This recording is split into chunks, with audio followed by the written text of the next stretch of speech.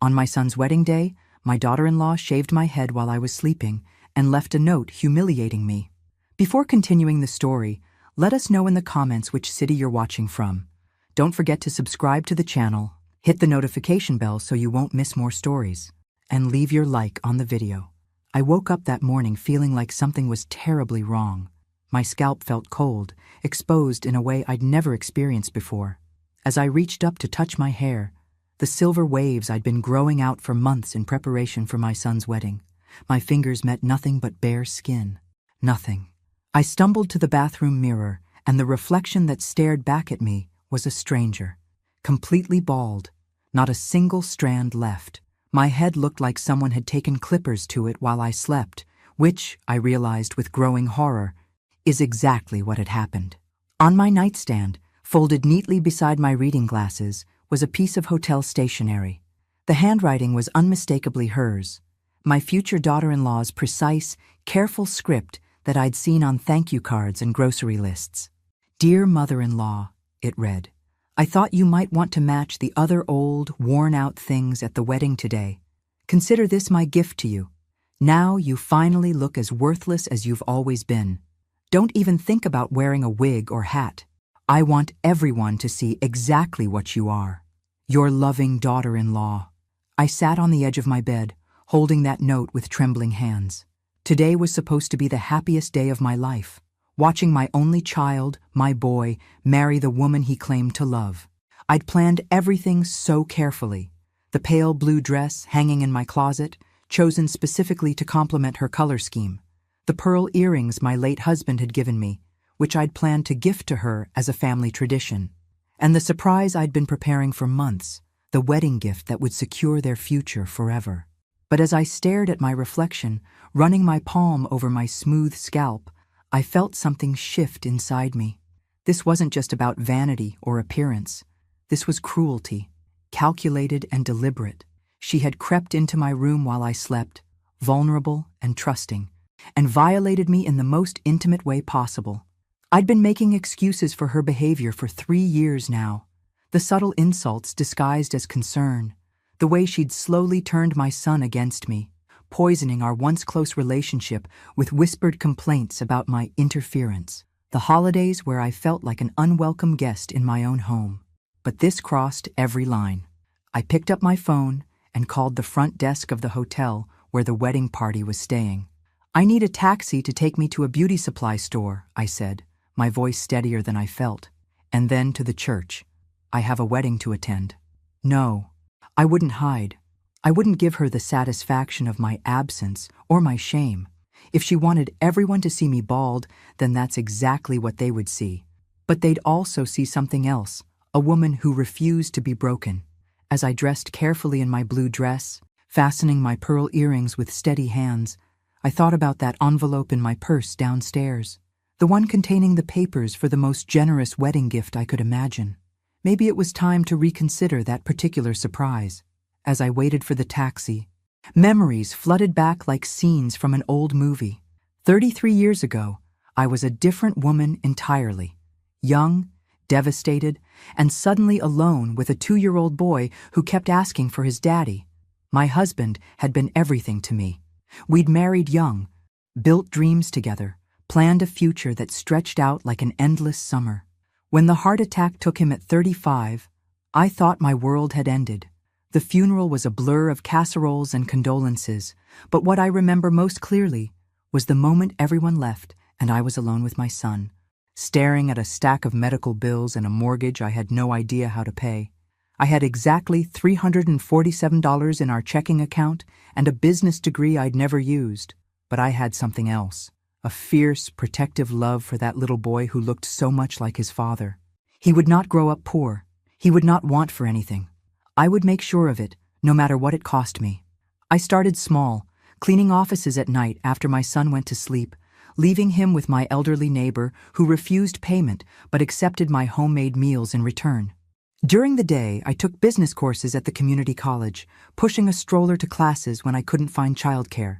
By the time my son turned 5, I'd saved enough to buy my first rental property, a run-down duplex that I renovated myself. learning plumbing and electrical work from library books and YouTube videos that didn't exist yet. My hands were always dirty then, always cut up from some repair project, but I was building something. One duplex became 2, then 4. I learned to read markets, to spot neighborhoods on the verge of transformation. I bought low, improved everything, sold high. My son grew up on construction sites, doing homework in property management offices, falling asleep to the sound of me making late-night calls to contractors and tenants. He never complained, not once. Even as a teenager, when other kids were embarrassed by their parents' jobs, he bragged about his mom, who owned half the city.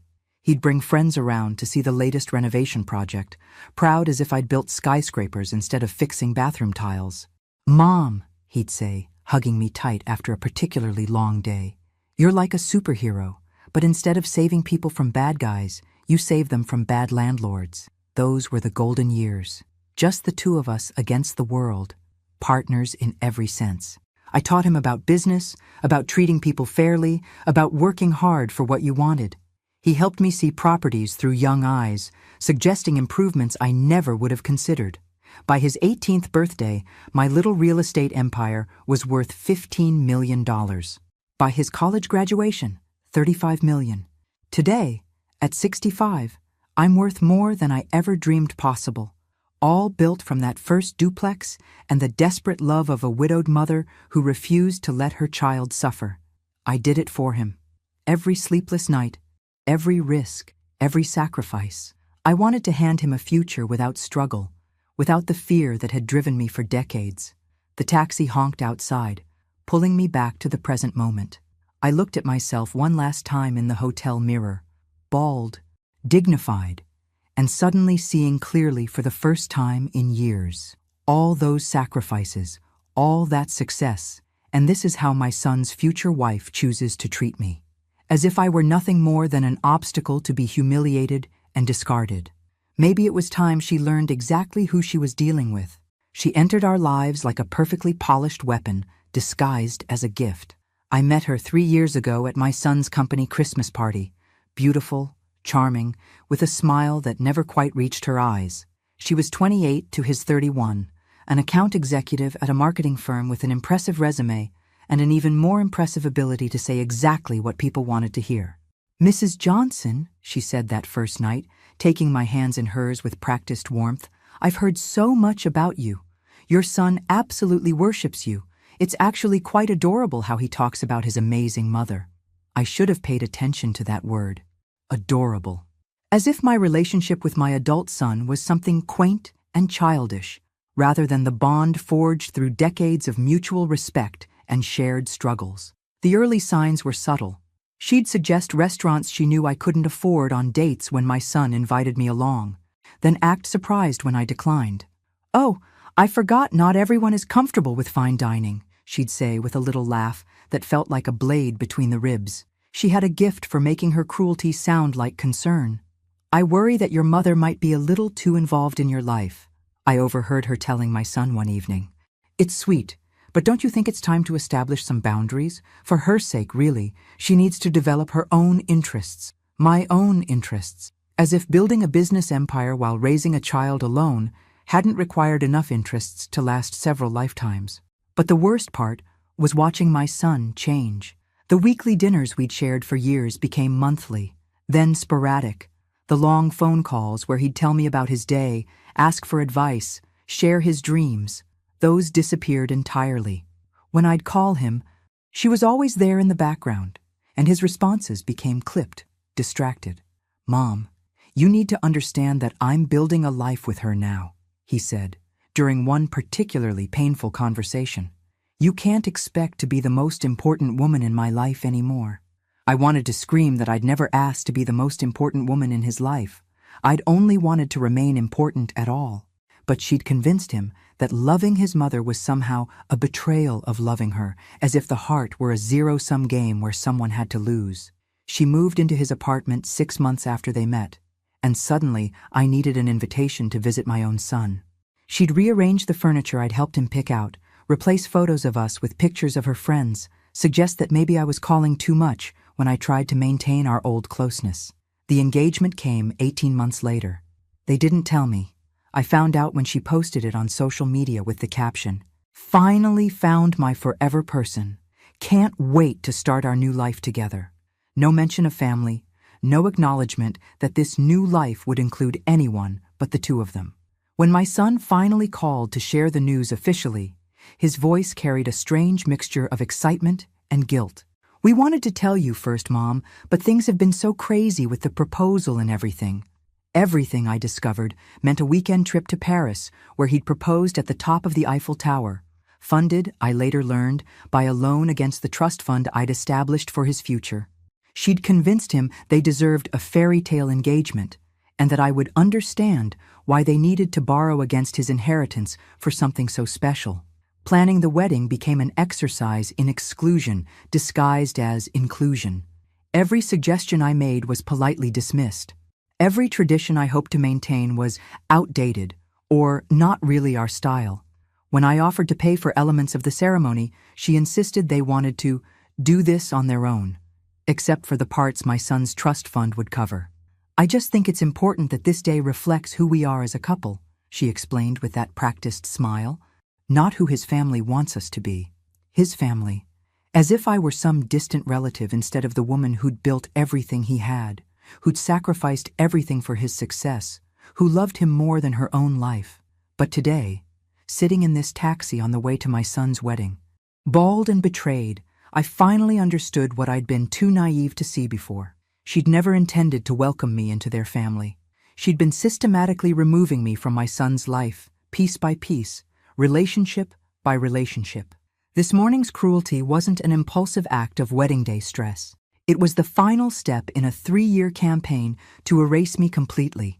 The envelope in my purse felt heavier than it should, containing papers that represented the most generous gesture I'd ever planned to make. $120 million. The majority of my life's work, carefully structured through my attorneys to transfer to the newlyweds as a wedding gift. I'd spent 3 months planning this surprise, working with tax specialists and financial advisors to ensure the transfer would be as smooth as possible. The money would come with only one condition: that they use it wisely and remember the love that made it possible. It had seemed like the perfect solution to all our family tensions. How could she continue to resent me when I was literally handing them a fortune? How could she claim I was trying to control their lives when I was giving them complete financial freedom? My lawyers had tried to talk me out of it, of course. "Mrs. Johnson," my lead attorney had said during our final meeting last week, "this is an extraordinary gift. Perhaps consider starting smaller or structuring it as a gradual transfer over several years." But I'd been resolute. "I'm 65 years old," I'd told him. "I've spent 33 years building this wealth, and I don't want to take it to my grave. My son deserves to enjoy it while he's young enough to truly benefit from it." The plan was elegant in its simplicity. During the reception toasts, I would stand and announce my gift to the couple. It would be the highlight of the entire celebration, the moment when I proved that despite all our difficulties, family love conquered everything. I'd even rehearsed my speech. "My dear son and beautiful daughter-in-law," I would begin, "love is the greatest investment any of us can make. Today, I want to invest in your future together." Then I'd hand them the legal documents, watch their faces transform with joy and gratitude, and finally, be welcomed fully into the family I'd longed to be part of. The irony wasn't lost on me now, sitting in this taxi with my scalp still stinging from her attack. I'd been prepared to give them everything, and she'd responded by trying to take away my dignity, my appearance, my very sense of self. But there was something else that made this betrayal cut even deeper. In all my planning, in all my hopes for reconciliation, I'd somehow convinced myself that this gift would change who she was. That enough generosity could transform cruelty into kindness. That enough love could overcome calculated malice. I'd been thinking like the grieving young widow I once was, desperate to buy security and acceptance for my child. But I wasn't that powerless woman anymore. And my son wasn't that innocent little boy who needed my protection. The taxi pulled up to the beauty supply store, and I instructed the driver to wait. Inside, I purchased the most elegant headscarf I could find, deep blue silk that matched my dress perfectly. not to hide my baldness, but to frame it with dignity. As I tied the scarf carefully around my head, I caught my reflection in the store's mirror. I looked like a woman who'd survived something, which I realized was exactly what I was. That envelope in my purse, those papers that could change their lives forever, suddenly felt like a test I'd been on the verge of failing. Not a test of my generosity, but of my wisdom, of my ability to see people clearly instead of seeing who I wished they could be. My son had made his choice 3 years ago, when he allowed this woman to systematically remove me from his life. Today's cruelty was just the logical conclusion of a campaign I'd been too heartbroken to acknowledge. As we drove toward the church, I thought about all the ways I'd planned to announce that gift, the joy I'd imagined seeing on their faces, the gratitude I'd expected, the family harmony I'd thought money could buy. But sitting there with my bald head wrapped in silk, I wondered if there might be a better use for that envelope, a more fitting response to this morning's revelation about who these people really were and what they actually thought of me. The church was bustling with pre-ceremony chaos when I arrived. I'd deliberately come early, wanting to find a quiet moment with my son before the festivities began. Despite everything, despite this morning's brutal wake-up call, part of me still hoped for some explanation, some sign that the boy I'd raised was still in there somewhere. I found him in the vestry, adjusting his tie with nervous fingers. For a moment, seeing him in his black tuxedo, he looked exactly like his father on our wedding day, handsome, anxious, full of hope for the future. "Mom," he said, turning toward me, and I watched his face register shock at my appearance. "What happened to your hair?" Before I could answer, his phone buzzed. He glanced at it, and his expression shifted to something I'd never seen before, guilty panic mixed with excitement. "I need to take this," he said, stepping away from me. "It's about work." But I could hear enough of the conversation to know it wasn't about work at all. "Are you sure we can do this without anyone finding out?" he said in a low voice, thinking the ambient noise of the church would cover his words. "The timing has to be perfect. Yes, I know we talked about waiting until after the honeymoon, but Mom's gift changes everything. We could be on a plane to Switzerland by tomorrow night." Switzerland. My son was planning to leave the country immediately after his wedding, and he was discussing it with someone who clearly wasn't his bride-to-be. "Listen," he continued, turning further away from me. "Once we get the money transferred, we can start the paperwork for the house in Geneva. She'll never suspect anything until it's too late. I know it's risky, but it's our only chance to be together without all this family drama." She. He was talking about another woman entirely. The pieces clicked together with devastating clarity. The emotional distance over the past 3 years hadn't just been about my future daughter-in-law's influence. My son had been living a double life, planning an escape from the very marriage he was about to enter into. "The nursing home paperwork is already completed," he continued, not realizing I could hear every word. "Once she signs over the assets, we can have her committed for her own safety. The lawyers say her age and the stress of losing her hair will be enough to demonstrate diminished capacity." Nursing home. Diminished capacity. They'd planned this morning's attack as evidence that I was losing my mind. My legs felt weak. I sank into a nearby chair, trying to process what I was hearing. My son, my beloved son, for whom I'd sacrificed everything, was planning to steal my money, abandon his new wife, and have me declared mentally incompetent so he could access my entire estate. "I love you too," he whispered into the phone before hanging up. "Just a few more hours and we'll be free." He turned back to me with that familiar smile, the one that had melted my heart 1,000 times throughout his childhood. But now I saw it for what it truly was, a mask he'd learned to wear whenever he needed something from me. "Sorry about that, Mom. You know how crazy wedding days can be." He approached me with practiced concern. "Now, what happened to your hair? Did you have some kind of accident this morning?" I stared at my son, this stranger wearing my child's face, and realized that the woman who'd shaved my head while I slept was actually the least of my problems. She was cruel and calculating, yes, but she was exactly what she appeared to be.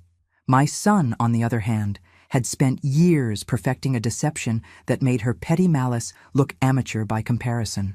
"Just a little mishap at the salon," I managed to say, my voice surprisingly steady. "Nothing that can't be fixed." He nodded absently, already distracted by the sounds of guests arriving outside. "Well, you still look beautiful, Mom. Thanks for being here today. I know things have been complicated with her lately, but it means everything to me that you're here. It means everything." The words felt like acid in my ears because I finally understood what they really meant. My presence here wasn't about love or family tradition. I was here to play my role in their elaborate con game, the generous mother of the groom who would sign over her fortune and then quietly disappear into institutional care. As he left to greet the guests, I sat alone in that vestry, surrounded by flowers and candles and all the trappings of a holy ceremony, understanding for the first time that I'd raised a stranger. The boy who used to hold my hand and call me his superhero had grown into a man who could plan my destruction with the same casual efficiency he once brought to school projects. But they'd made one critical mistake. They'd assumed that a lonely old woman would be too desperate for family connection to see their manipulation clearly. They had no idea who they were actually dealing with. I needed air. The vestry felt suffocating after what I'd just overheard. So I stepped outside the church's side door into the small garden where wedding parties often took photos. That's when I heard her voice, sharp and triumphant, coming from behind a cluster of rose bushes. "Did you see her this morning?" she was saying into her phone. "Bald as a baby bird. The old fool probably thinks it was some kind of accident." I moved closer, hidden by the stone wall that separated the garden from the parking area. She was pacing back and forth, completely unaware of my presence. No, the hair thing was just for fun," she continued, laughing at whatever response she was receiving. "The real plan starts after the ceremony. I've already got the divorce papers drawn up. I just need to wait exactly 6 months to establish community property rights. California law, you know. Half of everything becomes mine the moment I file. Half of everything." She was talking about the money I'd planned to give them as a wedding gift. "The beauty of it is that neither of them suspects what the other is planning," she said, her voice filled with genuine amusement. "He thinks I'm going to be the perfect little wife while he runs off with his secretary. I think he's going to be the devoted husband while I clean out his accounts. Meanwhile, the old lady thinks she's buying family harmony with her little fortune. Her little fortune. $120 million was apparently pocket change to someone planning this level of deception. The nursing home angle is brilliant, though. I have to give him credit for that. Once she's declared incompetent, I can claim spousal rights to contest any financial decision she makes. Between his inheritance and her assets, we're talking about enough money to last several lifetimes." I felt something cold settle in my chest. Not heartbreak this time, but something harder and more focused. Clarity. "Oh, and get this," she continued, clearly enjoying herself. "She actually thinks I'm going to change after today. She has no idea that I've spent 3 years documenting every sign of her declining mental state. The hair obsession, the excessive phone calls, the inappropriate financial decisions. My lawyer says we have enough evidence to support a conservatorship hearing." A conservatorship. They weren't just planning to steal my money. They were planning to have me declared legally incompetent so they could control every aspect of my life. The morning's humiliation hadn't been random cruelty. It was evidence building for a legal case they'd been constructing for years. "The timeline is perfect," she was saying now. 6 months gives me enough time to establish legal residence, document the inheritance, and then file for divorce claiming irreconcilable differences and emotional abuse. He'll be so busy running around Europe with his girlfriend that he won't even see it coming until the papers are served. So she knew about the secretary too. This wasn't a triangle of deception. It was a carefully orchestrated plan where each party thought they were manipulating the others, while she was actually playing both sides. By this time next year, I'll own half of one of the largest private real estate portfolios in the state, and she'll be safely tucked away in a memory care facility where she can't interfere with anyone's life ever again. Memory care. They'd decided I had dementia without even the courtesy of a medical diagnosis. I heard footsteps approaching and quickly moved back toward the church entrance. She was finishing her call, her voice taking on that sweet, innocent tone I'd come to recognize as her performance voice. "I should go," she said. "Time to play the blushing bride. Wish me luck taking down 2 generations of the same family in one day." As I slipped back inside the church, I caught a glimpse of her through the window, smoothing her white dress checking her makeup in her phone camera, transforming herself back into the radiant bride who would fool everyone except the three people who mattered most. But she'd made the same mistake my son had made. She'd assumed that I was nothing more than a lonely old woman, desperate enough for family connection to ignore obvious warning signs and generous enough to hand over my life's work without asking questions. She had no idea that the woman she was planning to destroy had spent 33 years outmaneuvering people who underestimated her, that I hadn't built a fortune by being naive about human nature, and I certainly hadn't kept it by failing to recognize threats to everything I'd worked for. The wedding was about to begin, and I had a decision to make. I could play my assigned role, the generous mother of the groom who would smile and hand over her fortune and then quietly disappear into whatever institution they'd selected for me. Or I could remind them both why you should never underestimate a woman who's spent decades turning nothing into everything, and who's never lost a fight that truly mattered. I walked back into the church with purpose, my phone already in my hand. The first call I needed to make was to my attorney, but I had to be strategic about the timing. The ceremony was starting in 20 minutes, and I needed to act fast while maintaining the appearance of the devoted mother of the groom. I found a quiet corner near the baptismal font and dialed my lawyer's direct line. "Richard, it's me," I said when he answered. "I need you to stop the transfer immediately." "Which transfer?" he asked, though I could hear the concern in his voice. Richard had been handling my legal affairs for 15 years, and he'd never heard me sound quite like this. "The wedding gift, the $120 million we structured for the newlyweds. Cancel it. Now." There was a long pause. "Are you sure? Once I make that call, we can't undo it without significant legal complications. The paperwork is already filed." "I'm absolutely certain. And Richard, I need you to do something else. I want you to record our conversation right now, timestamp it, and file it as evidence of my mental competency. Can you ask me some questions that would demonstrate clear thinking?" He didn't ask why, which is one of the reasons I'd kept him as my attorney for so long. "What's today's date?" "Saturday, June 15th, 2024. It's my son's wedding day." "What's your full legal name and date of birth?" I provided the information clearly and precisely. "Can you explain your reasoning for canceling this significant financial transfer?" "I've discovered that both the bride and groom have been planning to defraud me of my assets, commit me to a nursing home against my will, and have me declared legally incompetent. They've been building a case for 3 years, and this morning's incident, where the bride shaved my head while I slept, was designed to provide evidence of my declining mental state." "Jesus," Richard muttered. "Okay, I'm stopping the transfer right now. Are you safe?" "I'm fine, but I need one more thing. Can you have someone from your office meet me at the reception venue with divorce papers for the bride? I want them prepared ahead of time, citing fraud and conspiracy to commit elder abuse." "Done." "Anything else?" I looked around the church, watching my son's friends and business associates filing into the pews, all of them expecting to witness a beautiful family celebration. "Can you patch me through to my accountant? I need to make some immediate changes to my will." The changes took 8 minutes to dictate and authorize. Instead of leaving everything to my son as I'd planned for 33 years, I was now establishing a foundation for widowed mothers trying to build businesses. Every penny of my estate would go to women who understood what it meant to sacrifice everything for their children's future, and who deserved better than betrayal as a reward for their love. By the time I finished the calls, the organist had begun playing the prelude music. I walked down the aisle to my designated seat in the front row, nodding graciously to the guests who commented on my beautiful headscarf and asked if I was feeling well. "Just a little styling mishap this morning," I said with a smile. "Nothing that can't be handled." My son appeared at the altar, handsome and confident, checking his watch with the nervousness of a groom eager to begin his new life. He caught my eye and smiled that practiced smile, probably wondering if I'd brought the envelope with the transfer papers he was counting on. I smiled back and patted my purse, letting him think exactly what he wanted to think.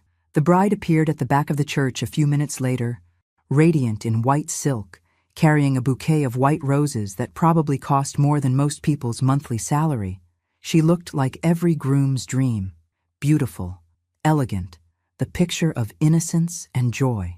As she walked down the aisle toward my son, I thought about the conversation I'd overheard in the garden, about nursing homes and conservatorships and her plan to destroy 2 generations of my family in a single year.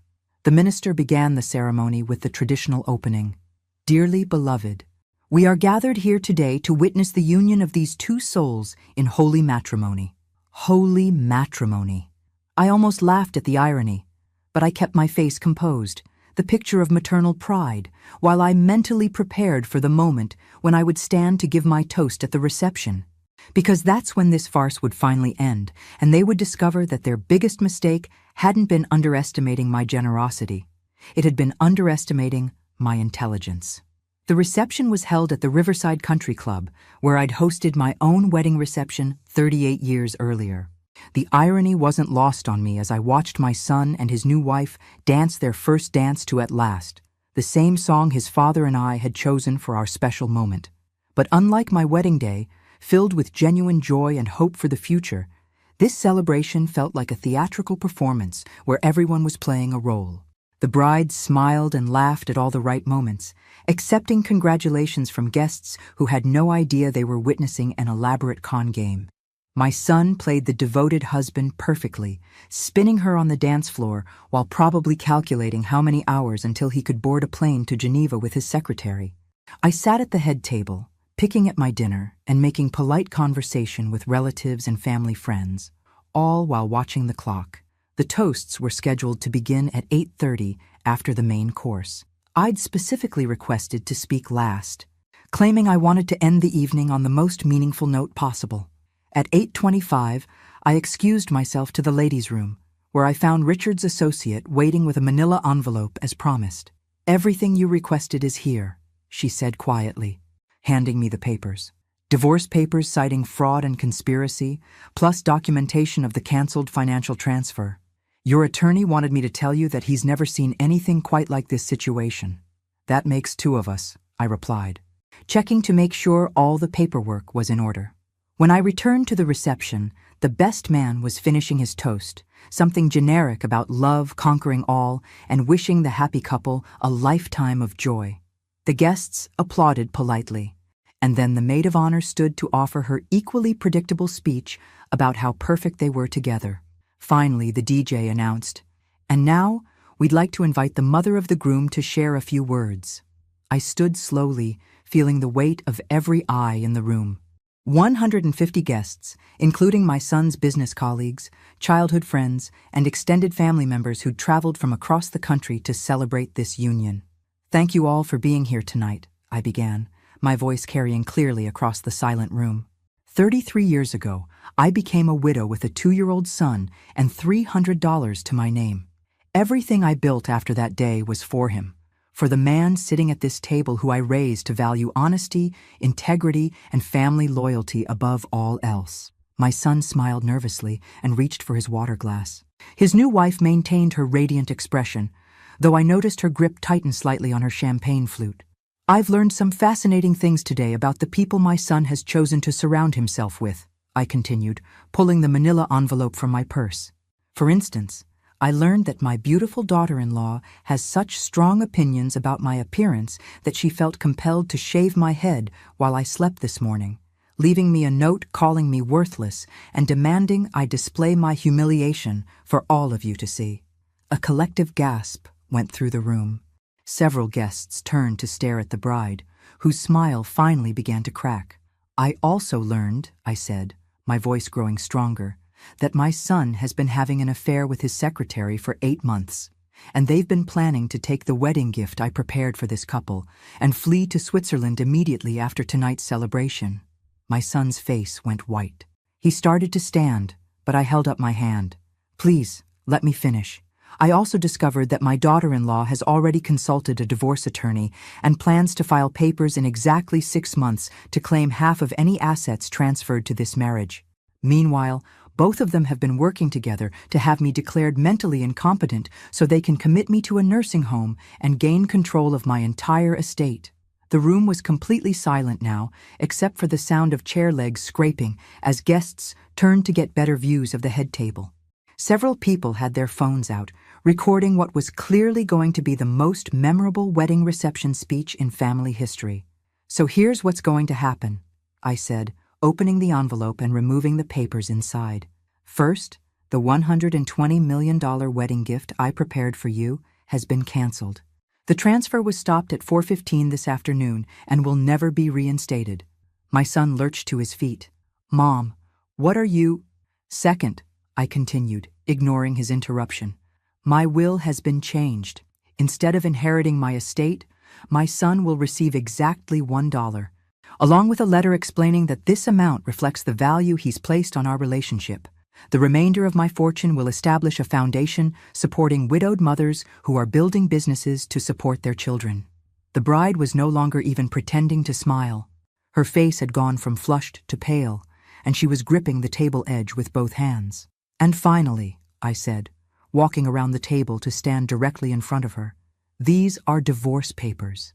I'm filing them on your behalf, citing fraud, conspiracy to commit elder abuse, and conspiracy to commit financial exploitation of a vulnerable adult. The papers include evidence of this morning's assault on my person, recordings of your phone conversations planning this elaborate scheme, and testimony regarding your husband's extramarital affair. I placed the papers directly in front of her plate, next to her untouched wedding cake.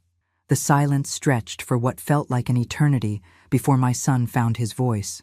This is insane, he said, his face red with anger and embarrassment. Mom, you can't just— Actually, I can, I replied calmly. And I have. Your marriage is based on fraud from both parties, which makes it voidable under state law. Your wife assaulted me this morning, which makes her subject to criminal charges. And your plan to steal my money and have me committed constitutes elder abuse, which is a felony. I looked around the room at the shocked faces of all the guests, people who'd come expecting to celebrate love and family, only to witness the complete destruction of both. I want to thank you all for being here tonight, I said, addressing the room one final time.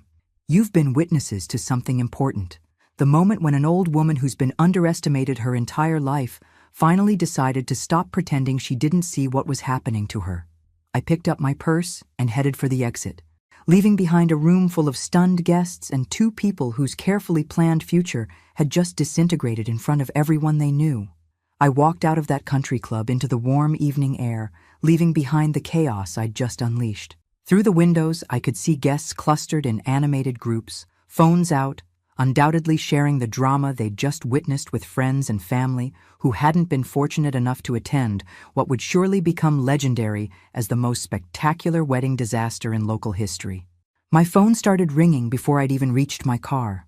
The first call was from my son, then his new wife, then numbers I didn't recognize, probably other family members who'd already heard secondhand accounts of what had transpired. I turned the phone off and drove home in blessed silence. The house felt different when I walked through the door. For the first time in 3 years, it felt like mine again. No more walking on eggshells, wondering what I'd said or done to offend my son's girlfriend. No more pretending not to notice the way she rolled her eyes when I spoke or suggested activities that excluded me. No more making excuses for behavior that had been inexcusable from the very beginning. I made myself a cup of tea and sat in my living room, finally allowing myself to process what had actually happened today.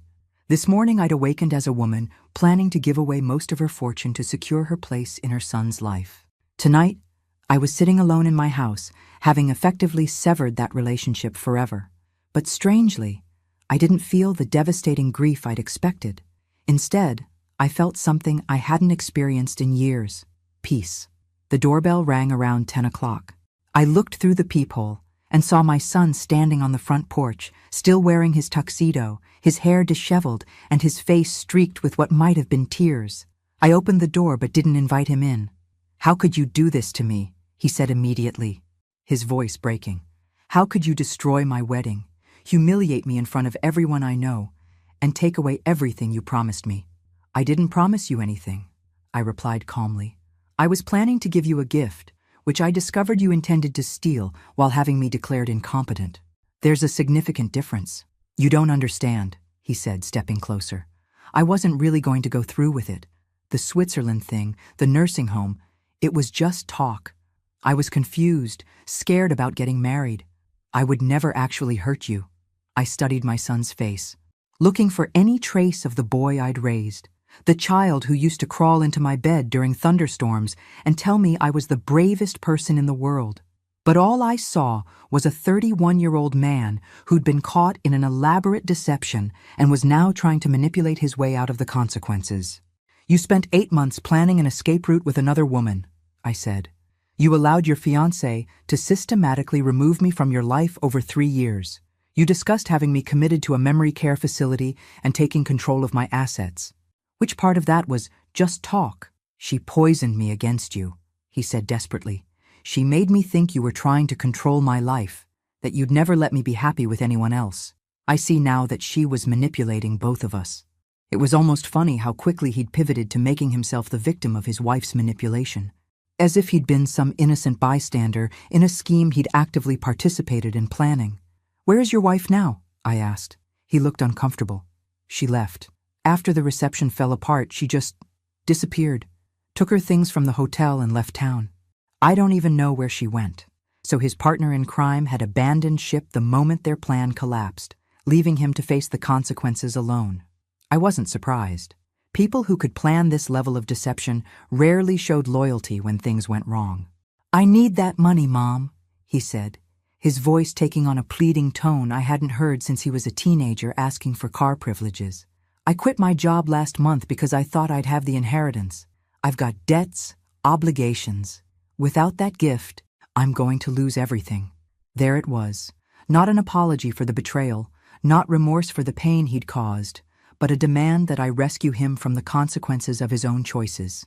"You're 31 years old," I said. "You have a business degree, work experience, and no dependents. You'll figure it out the same way I did when I was widowed with a child to support." I started to close the door, but he put his hand against it. "Please," he said. "I'm your son, your only family. You can't just cut me off completely." I looked at him one more time, this stranger wearing my child's face, and felt the last thread of maternal obligation finally snap. "You stopped being my family the moment you decided I was an obstacle to be removed rather than a mother to be loved," I said. "I raised a son who would never treat anyone the way you've treated me, especially not the woman who sacrificed everything for his future. I don't know who you've become, but you're not that boy anymore." I closed the door and turned the deadbolt, listening to him call my name through the wood before finally walking away. The first few weeks after the wedding were a whirlwind of legal activity. Richard filed the criminal complaints against both my son and his wife for conspiracy to commit elder abuse and financial exploitation. The police investigation uncovered text message chains and email evidence that supported everything I'd discovered, including detailed discussions about which nursing home would be easiest to manage and how to time the conservatorship proceedings for maximum effectiveness. My son's wife had indeed disappeared, but not without leaving a trail. She'd cleaned out their joint checking account on her way out of town, taking the remains of his trust fund and the money he'd borrowed against future inheritance. The private investigator Richard hired found her in Miami, apparently moving on to her next target, a recently widowed real estate developer she'd met through an online dating app specifically designed for wealthy seniors. My son tried calling me daily for the first month, leaving increasingly desperate voicemails that progressed from anger to bargaining to what sounded like genuine remorse. But I'd learned the difference between regret over consequences and actual accountability for actions, and his messages fell squarely into the first category. "Mom, I know I messed up," one typical message said, "but you have to understand the pressure I was under. She convinced me that you were trying to control my life, that the only way to be happy was to put some distance between us. I see now that she was playing us against each other, but you can't hold me responsible for falling for her manipulation." Even in his apologies, he couldn't take responsibility for his own choices. Everything was something that had happened to him, not decisions he'd actively made. The affair with his secretary was because his fiancée was emotionally distant. The plan to steal my money was because he'd been financially pressured. The nursing home scheme was because he'd been convinced I needed professional care. After 6 weeks of ignored calls and unreturned messages, he showed up at my house again, this time looking genuinely desperate. He'd lost weight, his clothes were wrinkled, and there were dark circles under his eyes that suggested he wasn't sleeping well. "I'm going to lose the apartment," he said when I reluctantly agreed to speak with him through the screen door. "I can't find another job because the story about the wedding is all over social media. Everyone in town knows what happened." I felt a tiny flicker of the old maternal instinct, the desire to fix his problems and make his pain go away. But then I remembered the conversation I'd overheard about nursing homes and diminished capacity, and the feeling passed. "Have you considered leaving town?" I asked. "Starting fresh somewhere that your reputation isn't damaged?" "With what money?" he said bitterly. "You took away everything I was counting on." "I took away money that was never yours to begin with," I corrected. "Money you were planning to steal from me after having me declared mentally incompetent." "I was never going to actually do that," he insisted. But the protest sounded hollow, even to him. The truth was, I'd been watching the transformation in my son for 3 years without wanting to acknowledge what I was seeing. The gradual shift from a young man who valued family relationships to someone who saw me as an asset to be managed rather than a person to be loved. His wife hadn't created that change. She'd simply encouraged and amplified something that was already there. "I'm starting a new life," I told him through the screen. "I've sold the business, I'm selling this house, and I'm moving somewhere I can focus on my own happiness instead of trying to fix relationships with people who don't value them." "You can't be serious," he said. "This is your home. Your whole life is here." "My whole life was about building something for you," I replied. "Since you've made it clear that you see that as a burden rather than a gift, I'm free to build something for myself instead." That was the last real conversation we had. He called a few more times over the following months, but the messages became shorter and less frequent. Eventually, they stopped altogether. Through my lawyer, I learned that he'd declared bankruptcy and moved across the country to take an entry-level position with a small real estate company in Portland. His wife's divorce papers were eventually served, though since they'd been married less than 24 hours and had no joint assets remaining, the process was relatively simple. As for me, I was discovering what it meant to live for myself for the first time in over 3 decades. The foundation I'd established was already funding 12 different programs, helping widowed mothers start businesses. I'd purchased a small house on the Oregon coast, 3 hours north of where my son was trying to rebuild his life, and was spending my days learning to paint watercolors and taking long walks on the beach. For the first time since I was 32 years old, I was answerable to no one but myself. It was terrifying and liberating and absolutely wonderful. 18 months after the wedding that ended my old life and began my new one, I was living in a cottage overlooking the Pacific Ocean, painting sunrise scenes from my kitchen window and learning that solitude could be a choice rather than a punishment. My hair had grown back beautifully, silver waves that caught the morning light as I worked at my easel. I joined a local art group, volunteered at the animal shelter, and discovered that I actually enjoyed my own company. For 33 years, I'd defined myself entirely through my relationship with my son. Now I was learning who I was as just myself. The foundation had become more successful than I'd ever imagined. We'd helped over 200 women start businesses, from online boutiques to consulting firms to food trucks. Every month, I received letters from recipients telling me how the grants had changed their lives, how having that initial financial support had given them the confidence to bet on themselves. "You saved my life," one woman wrote from Colorado. "After my husband died, I thought my dreams of opening a bakery were impossible. Your foundation didn't just give me money, it gave me hope." Those letters meant more to me than any thank you card I'd ever received from my son for birthday presents or Christmas gifts. These women understood what I'd learned too late, that sometimes the people who love us most can become the people who limit us most, not through malice, but through our own willingness to sacrifice ourselves for their comfort. I was reading one such letter on a Tuesday morning when my phone rang. The caller ID showed a number I didn't recognize, but the area code was from my old hometown. "Mrs. Johnson?"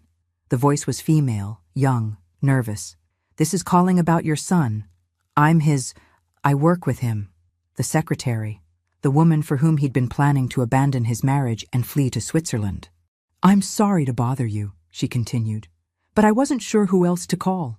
He's been struggling since he moved out here, and yesterday he was in a car accident. He's in the hospital, and he asked me to contact you." I felt that familiar tug of maternal worry, the automatic response that had driven so many of my decisions over the years. But this time, I paused before answering. "Is he seriously injured?" I asked. "Broken ribs, concussion, but he'll recover," she said. "The thing is, he doesn't have anyone else. No emergency contacts, no family out here. The doctors need someone to make decisions about his care. And he's not in a good place financially to handle medical bills." Of course he wasn't. And of course, in his moment of crisis, he'd turned to the mother he'd planned to betray and abandon. "What's your name?" I asked. "Jennifer," she said quietly. "And before you ask, no, we're not together anymore. Haven't been since right after the wedding. When everything came out about what you both were planning, I realized I didn't know him at all." "Both?" She was referring to my son and his wife as conspirators, which suggested she hadn't been as involved in the deception as I'd assumed. "You weren't part of the plan to steal my money?" I asked directly. "What?" She sounded genuinely shocked. "No, I thought he was unhappy in his marriage and planning to leave his wife for me. I had no idea about any inheritance or nursing homes or—" "God, is that what you think?" "That's what I overheard him planning," I said. There was a long silence. "I swear to you, I never knew about any of that. He told me his mother was controlling and manipulative, that she was trying to prevent him from being happy. I thought I was helping him escape from an unhealthy family situation. Another woman who'd been manipulated by my son's version of events. I was beginning to see a pattern in how he presented himself as the victim of other people's unreasonable expectations, mine. His wife's, probably Jennifer's too." "Why did you break up?" I asked. "Because once we were together all the time, I realized he never took responsibility for anything," she said. "Every problem in his life was someone else's fault. His mother was too controlling. His wife was too demanding. His boss was too critical. It took me months to understand that he sees himself as the victim in every situation, even when he's the one making the destructive choices. This young woman had figured out in months what it had taken me decades to see." "What do you want me to do?" I asked. "I don't know," she admitted. "He keeps saying you're the only family he has, that you'll come if something happens to him. But honestly, after what I've learned about how he treated you, I wouldn't blame you if you hung up right now." I looked out my window at the ocean, at the waves that had become my daily meditation, at the life I'd built from the ashes of my old one. This was the test I'd known would come eventually, the moment when I'd have to choose between the boundaries I'd established and the old patterns that had defined me for so long. "Give me the hospital information," I said finally. "I'll handle the medical bills and make sure he gets proper care, but tell him not to expect more than that." "Are you going to come see him?" she asked. "No," I said, and surprised myself with how easily the word came. "I'm not." 2 years after the wedding that changed everything, I was sitting on my cottage porch, watching the sunset paint the Pacific in shades of gold and coral, when my son appeared at my garden gate. He looked older, thinner, with lines around his eyes that hadn't been there before. He was carrying a small bouquet of wildflowers, the kind that grew along the coastal highway, not expensive florist arrangements. "Hello, Mom," he said quietly. I set down my paintbrush and studied his face. "How did you find me?" "It took months," he admitted. "I hired a private investigator with the last of my savings. I know you probably think that was foolish, spending money I don't have to track down someone who doesn't want to see me." "Why are you here?" I asked, making no move to invite him closer. "To say I'm sorry, really sorry, not the self-serving apologies I gave you before." He shifted the flowers from one hand to the other. "I've spent 2 years in therapy, trying to understand how I became someone who could plan to steal from his own mother and have her committed to a nursing home. And what did you discover? That I've been treating people like resources instead of human beings since I was probably 25 years old," he said. "My therapist helped me see that I learned to manipulate situations to get what I wanted, and somewhere along the way, I started doing that to you too." I watched a seagull ride the wind currents above the waves, graceful and free, and thought about how long it had taken me to learn that same kind of freedom. "I know you paid my hospital bills," he continued, "and I know you've been sending anonymous donations to help cover my therapy costs. The counseling center told me they had a benefactor who specifically requested that I continue treatment. That had been my compromise with myself, provide the help he needed to heal without enabling his continued dependence on me. "I don't expect forgiveness," he said. "I don't even know if I deserve the chance to apologize in person. But I needed you to know that I understand now what I did to you, and what I lost because of my choices." "What have you lost?" I asked. "The best mother a son could ask for," he said simply. "The woman who sacrificed everything to give me opportunities I threw away because I thought I was entitled to them. The relationship that should have been the foundation of my life, which I destroyed because I was too selfish and immature to value it properly." I felt tears threaten for the first time in months. But they weren't tears of sadness. They were tears of recognition. Hearing my son take full accountability, without excuses or justifications, for the first time in his adult life. "I'm not asking for money or help or even a relationship," he continued. "I just wanted to say that I'm sorry and that I'm working every day to become someone worthy of the love you gave me for 31 years. "What's your life like now?" I asked. "Simple. I work for a nonprofit that helps formerly homeless individuals find housing. I live in a studio apartment, drive a 15-year-old car, and I'm learning to budget like the normal person I should have learned to be years ago." He almost smiled. "I'm discovering that I actually like earning things instead of having them handed to me." We sat in silence for several minutes, listening to the sound of waves against the rocks below my cottage. "You look happy," he said eventually. "Really happy. Not just pretending to be okay." "I am happy," I said, surprised by how true it felt. "For the first time in decades, I'm living for myself instead of trying to manage other people's lives." "I'm glad," he said, and his voice carried genuine warmth. "You deserve happiness after everything you gave up for me." As the last light faded from the sky, my son stood to leave. "These are for you," he said, placing the wildflowers on my porch step. "I know they're not much, but I picked them myself on the walk here. I thought you might like them because they grow wild and free, like you're learning to do." After he left, I sat on my porch, holding those simple flowers, thinking about the journey that had brought us both to this moment. My son was finally becoming the man I'd hoped to raise, honest, accountable, able to value relationships more than resources. But that transformation had only been possible after I'd stopped enabling his worst tendencies and started protecting my own well-being. The foundation I'd established now supported over 400 women and their families. My cottage had become a gathering place for local artists and writers. I'd discovered talents and friendships I never would have found if I'd remained trapped in old patterns of sacrifice and guilt. I never did remarry or reunite with my son in any traditional sense. But occasionally, perhaps twice a year, he would visit, always respectfully, always briefly, sharing updates about his work and asking about my life without any expectation of repairing what had been broken. These conversations were pleasant but careful, the relationship of two adults who respected each other but no longer needed each other. His ex-wife, I learned through news reports, had been arrested in Florida for running an elaborate romance scam targeting elderly widowers. My son testified against her at her trial, finally taking a stand against the kind of manipulation he'd once participated in. As for me, at 67, I was finally living the life I'd never allowed myself to imagine, free from the exhausting work of managing other people's emotions, choices, and consequences. I painted watercolors that no one had to like but me.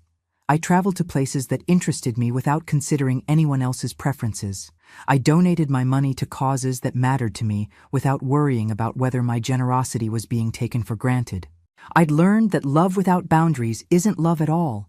It's enablement disguised as sacrifice. And sometimes the most loving thing you can do for someone is refuse to rescue them from the consequences of their own choices, even when that someone is your own child.